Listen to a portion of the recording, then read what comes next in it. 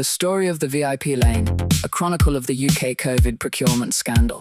In early 2020, the UK was dangerously unprepared for the coronavirus pandemic. Decades of reduced stockpiles left hospitals and care homes critically short of PPE.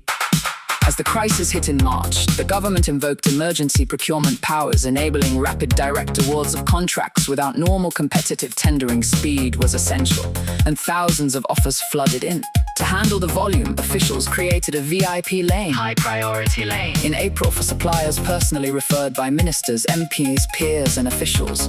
These referrals were fast-tracked, with connected companies enjoying roughly 10 times higher success rates. Many referred firms had little or no experience in medical supplies, including pest control firms, employment agencies, and entities incorporated just days earlier, yet they secured massive deals.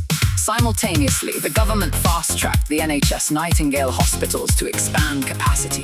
The flagship London Excel Centre with 4,000 beds was promoted by Prime Minister Boris Johnson as a symbol of national resolve. Billions were committed across sites. However, staffing shortages meant many wards remained largely empty, treating only a few hundred patients in total. Critics later labelled them expensive white elephants. While Nightingales were celebrated, billions in PPE contracts flowed, often with limited due diligence.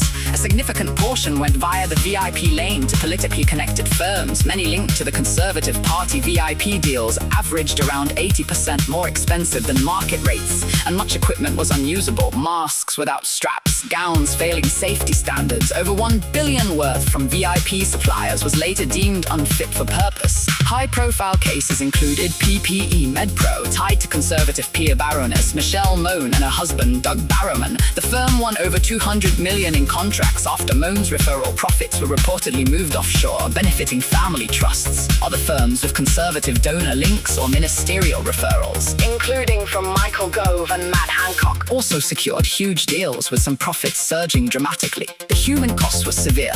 The UK suffered one of Europe's highest COVID death tolls, exceeding 200,000. Healthcare workers were hit hard, with over 100 deaths reported by April 2020, many linked to PPE shortages and poor quality gear. The promised Nightingale capacity failed to relieve frontline hospitals. By late 2020, issues emerged. The National Audit Office highlighted poor documentation, weak due diligence, and conflict of interest risks. Leaks, FOI requests, and Good Law Project lawsuits exposed the VIP lane scale. The High Court ruled parts unlawful. Transparency International UK's 2024 analysis flagged 35 high-risk contracts worth $15.3 billion, including $4 billion via the VIP lane. Investigations followed the National Crime Agency probe PPE MedPro from 2021 with raids and asset freezes. A 2025 High Court judgment ordered the firm to repay around $22 million for defective gowns. The COVID Counter-Fraud Commissioner reported in December 2025 that pandemic-related fraud, error,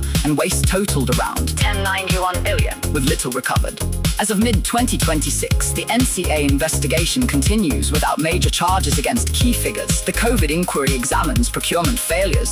Some civil recoveries occurred, but most wasted billions from unfit PPE, inflated contracts, underused Nightingales, and other excesses remain unrecovered. The Conservative government under Johnson and Hancock bears primary responsibility for the system enabling the VIP lane and poorly overseen spending. Supporters called it a necessary crisis response. Critics saw systemic cronyism and failures of transparency. It is a story of urgency meeting opportunity, a nation scrambling to protect its people while billions flowed to the connected, delivering substandard goods and raising lasting questions about value, waste, lives lost, and public trust. The lane has closed, but its shadow lingers.